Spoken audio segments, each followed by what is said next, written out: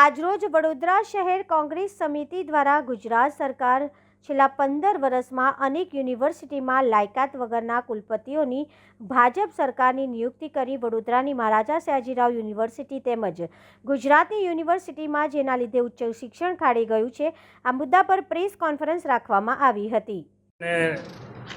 કપિલભાઈએ વિગતવાર મહારાજા સયાજીરાવ યુનિવર્સિટીમાં જે શૈક્ષણિક કાર્યમાં જે આ લોકો જે રાજકારણ લાવીને જે શિક્ષણની અધોગતિ કરી છે એની આપણે વિગતવાર વાત કરી છે. અમે લોકો પણ યુનિવર્સિટીમાં વિદ્યાર્થી નેતા રહી ચૂક્યા છે, જીએસવીપી રહી ચૂક્યા છે. મારા ખ્યાલથી પદ્મા રામચંદ્રન પછી આ યુનિવર્સિટીમાં મોટાભાગના જેટલા વાઇસ ચાન્સેલર બન્યા એની નિમણૂકોમાં રાજકીય હસ્તક્ષેપ હતો એવું મારું માનવું છે.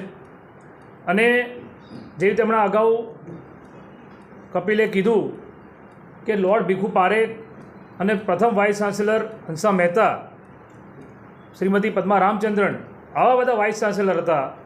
જ્યારે આ ભારતીય જનતા પાર્ટીના શાસનમાં મનોજ સોની જેવા લોકો પણ વાઇસ ચાન્સેલર બન્યા, જેનાથી યુનિવર્સિટીનું નામ અને યુનિવર્સિટીનું સ્તર ઘટ્યું.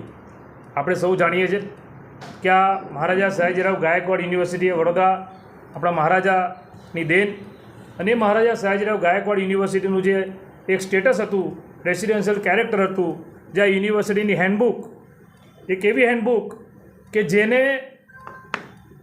કનૈયાલાલ મુનશી અને ઉમાશંકર દીક્ષિત જેવા લોકો ઓક્સફર્ડ યુનિવર્સિટી અને હાર્વર્ડ યુનિવર્સિટી જેવી યુનિવર્સિટીઓમાં અલગ અલગ ફરીને એનો ઊંડાણપૂર્વક અભ્યાસ કર્યા બાદ આપણી યુનિવર્સિટીનું મહાન યુનિવર્સિટીની હેન્ડબુક બની હતી. જે યુનિવર્સિટીની હેન્ડબુકને આ ગુજરાતની ભાજપ સરકારે પસ્તી બનાવી દીધી. એટલા માટે કહું છું કે આ યુનિવર્સિટીમાં કોમન એક્ટ આવ્યો, અને આ કોમન એક્ટ આવ્યા પછી આપણે જોઈએ છીએ કે યુનિવર્સિટીની શું દુર્દશા થઈ છે. આમ તો છેલ્લા 5 વર્ષમાં MS યુનિવર્સિટીમાં વિદ્યાર્થીઓની ચૂંટણી બંધ કરાવી દીધી, અને ધીરે ધીરે કોમન એક્ટ બાજુ જે ગયા કોંગ્રેસ પાર્ટી અને યુનિવર્સિટીના જાગૃત સ્ટેન્ડ મેમ્બરોએ આંદોલન કરેલા આપ સૌ જાણો છો. પરંતુ આ લોકો સત્તામાં અભિમાનના નશામાં આ યુનિવર્સિટીમાં કોમન એક્ટ લઈ આવ્યા. વડોદરાની MS યુનિવર્સિટી હોય કે વડોદરાનું કોર્પોરેશન હોય કે વડોદરાની ડેરી હોય, ભારતીય જનતા પાર્ટીનું જ્યાં જ્યાં શાસન આવ્યું છે આ લોકોએ બધી જગ્યાએ રાજકારણનું પગપેસારો કરીને આ યુનિવર્સિટીનું પણ ભગવાકરણ કરી કાઢ્યું. અને શિક્ષણના નામે આપણે જોઈ રહ્યા છે કે MS યુનિવર્સિટીની શું દશા કરી, અને ખાનગી યુનિવર્સિટીઓને જે પ્રોત્સાહન આપ્યું, એટલે કે શિક્ષણનું ખાનગીકરણ કરવામાં ભારતીય જનતા પાર્ટીનો બહુ મોટો સી ફાળો. કારણ કે ખાનગી યુનિવર્સિટીવાળા પ્રત્યક્ષ ને પરોક્ષ રીતે ભારતીય જનતા પાર્ટીને મદદ કરતા હોય છે, ફંડિંગ કરતા હોય છે. માટે સરકારી શાળાઓ, સરકારી યુનિવર્સિટી પર અંકુશ મૂકી ખાનગીકરણને આ લોકોએ પ્રોત્સાહન આપ્યું. બહુ દુઃખ થાય.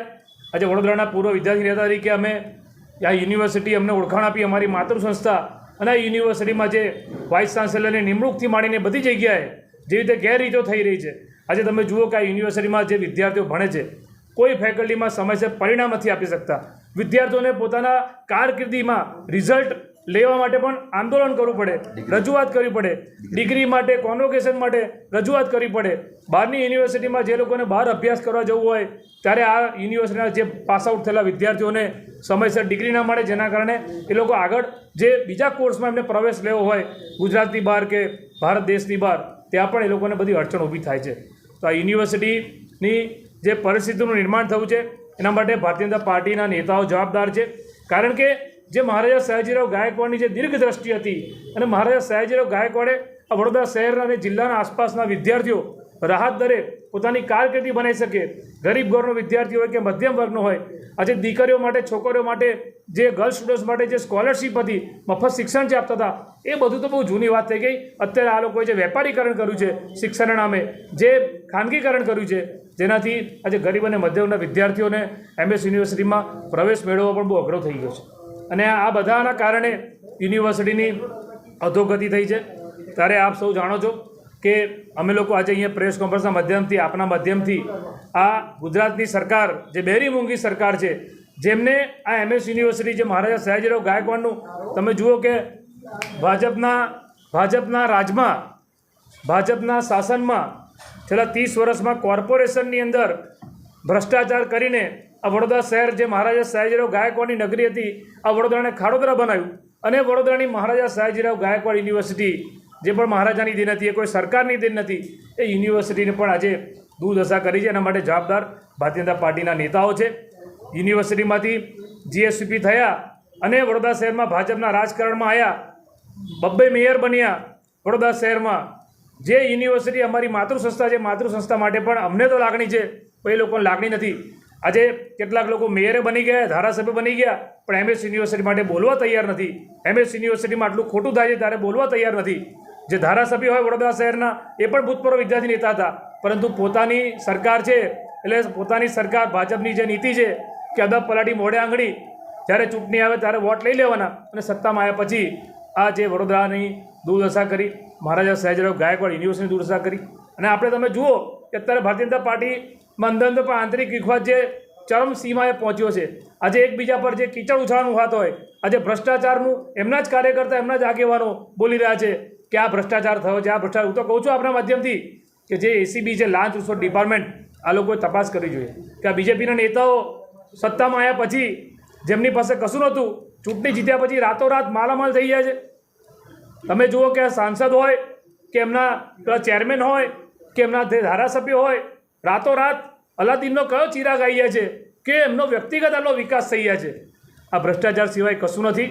અને અમે તો આ બાબતે કોંગ્રેસ પાર્ટી અવારનવાર હંમેશા અમે રજૂઆતે કરી છે ને લોકોમાં જાગૃતતા લાવવાનો પણ અમે પ્રયત્ન કર્યો છે.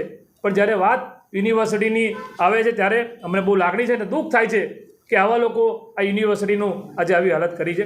ત્યારે વડોદરાની જે જાહેર જનતા છે એ પણ સૌ જોઈ રહ્યા છે અને જાણી રહ્યા છે કે ભાજપના શાસનમાં એમએસ યુનિવર્સિટી હોય કે વડોદરા શહેર શું હાલત થઈ છે.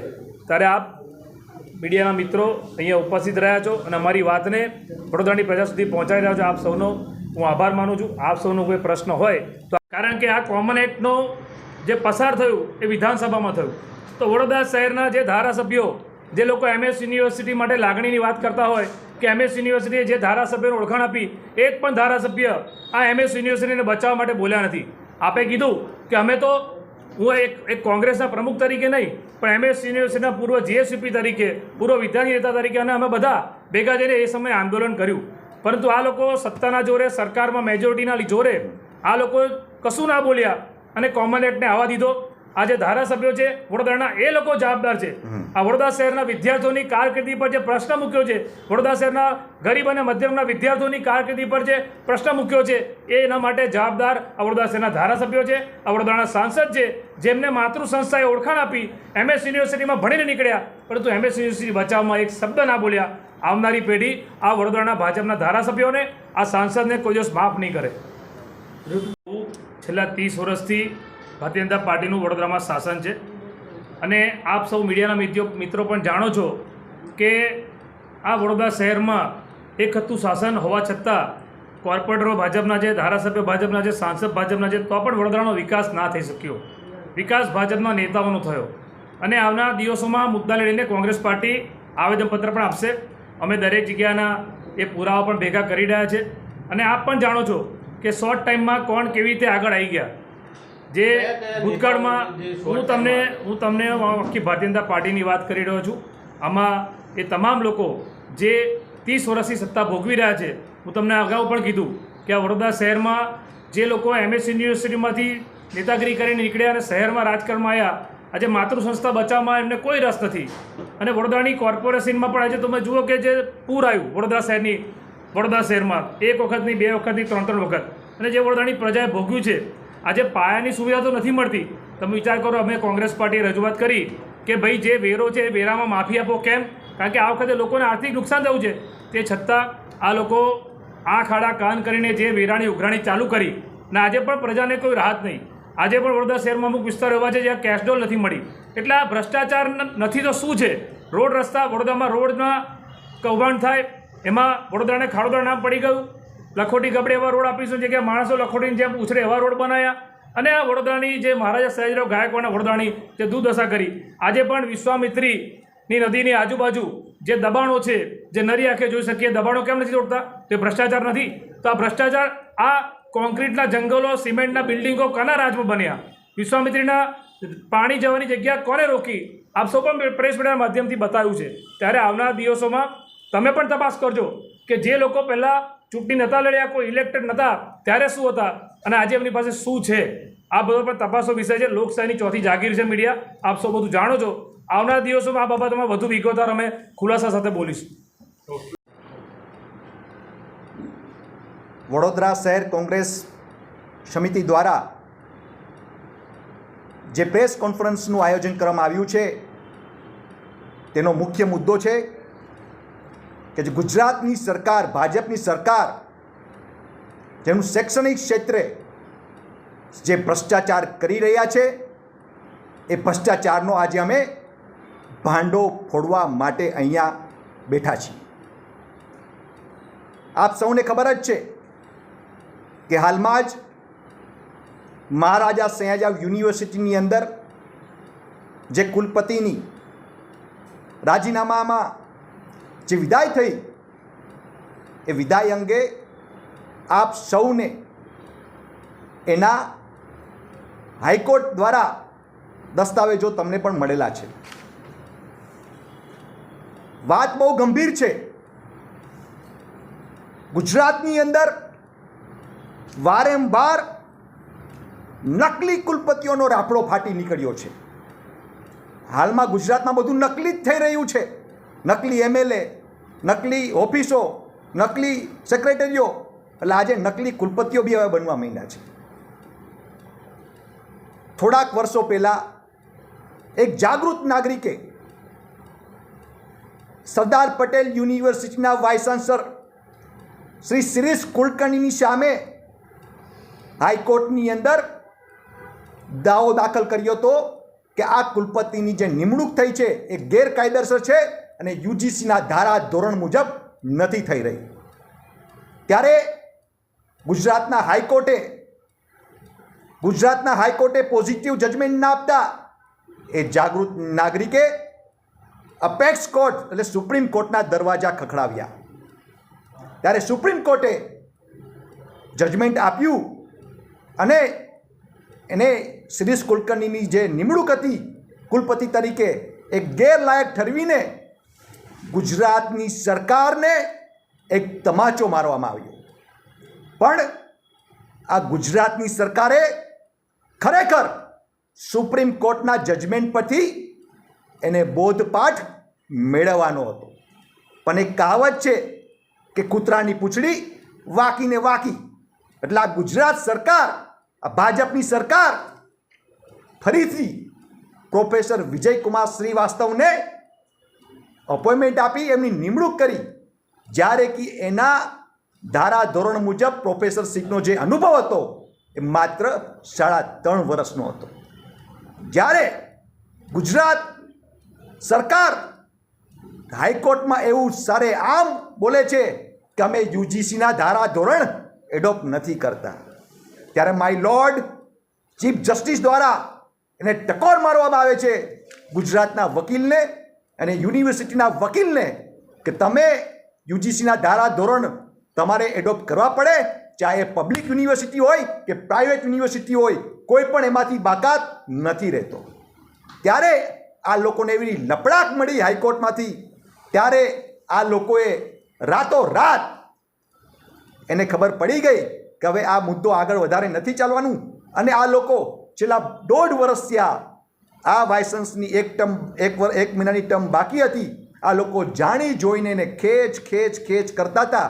પણ ચીફ જસ્ટિસે 3 તારીખે હિયરિંગ શરૂ કર્યું અને હિયરિંગની અંદર ગુજરાત સરકારના એડવોકેટ અને યુનિવર્સિટીના એડવોકેટ પાસે કોઈ પણ બચાવ પ્રક્રિયા માટે એમની પાસે કોઈ દસ્તાવેજ પૂરા નહોતા.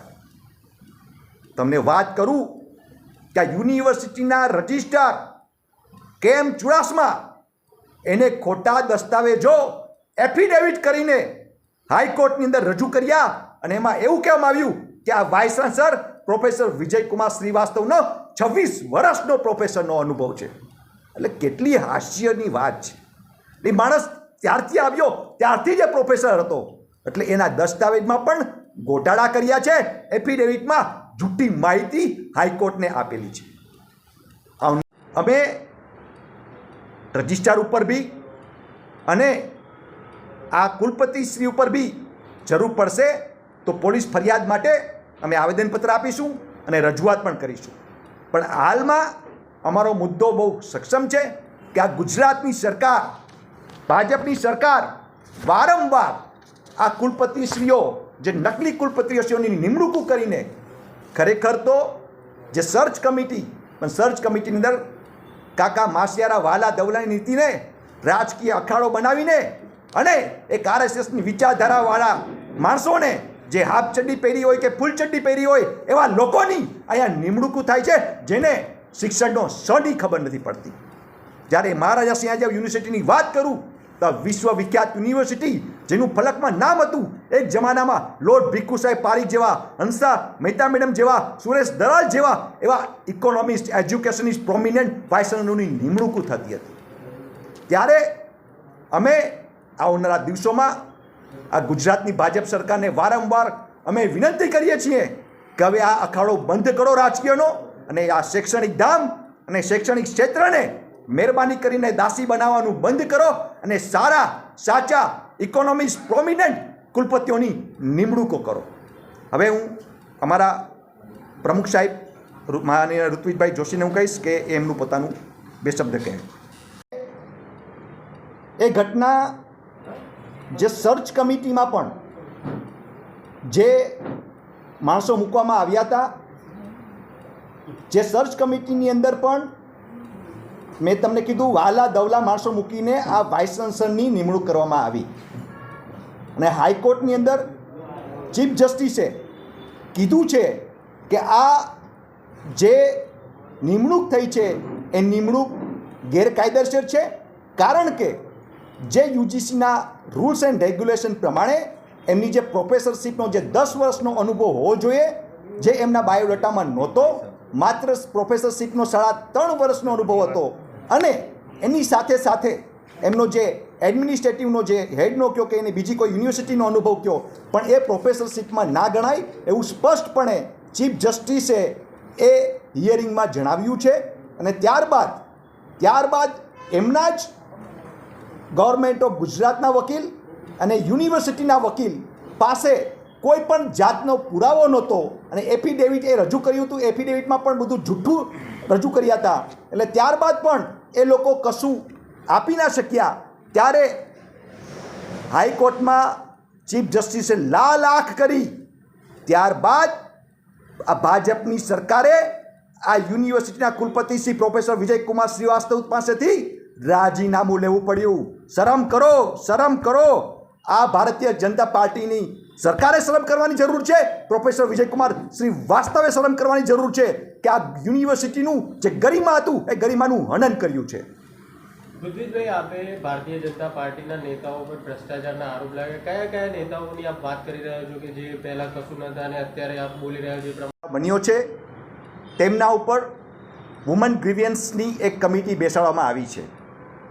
પણ એની સાથે સાથે અમે યુનિવર્સિટીના સત્તાધીશોને અને એમને માગણી કરીએ છીએ કે જે પણ ટીચર કે પ્રોફેસર હોય એની સામે કાયદાકીય પગલાં એટલે પોલીસ કેસ પણ થવો જોઈએ, જેથી કરીને આવનારા દિવસોમાં આવી હિંમત બીજી કોઈ વિદ્યાર્થીની ઉપર આવી છેડખાનીનો બનાવ ના બને.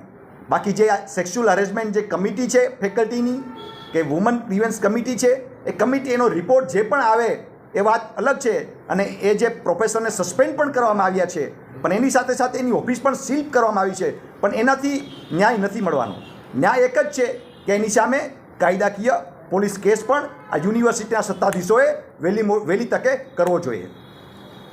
વડોદરા શહેર કોંગ્રેસ તરફથી આ જે પ્રેસ વાર્તાનું આયોજન કર્યું છે એનો મૂળભૂત જે ઉદ્દેશ્ય છે એ ગુજરાત સરકાર દ્વારા જે શિક્ષણ પ્રત્યે જે ઉદાસીનતા છે એના અનુસંધાન છે. આ પ્રેસ વાર્તાની અંદર વડોદરા શહેર પ્રમુખ શ્રી ઋત્વિજભાઈ જોશી, પૂર્વ સેનેટ મેમ્બર કપિલભાઈ જોશી, વિશાલભાઈ પટેલ પ્રવક્તા અને હું ડૉક્ટર નિકુલ પટેલ અમે આજે સંબોધન કરીશું.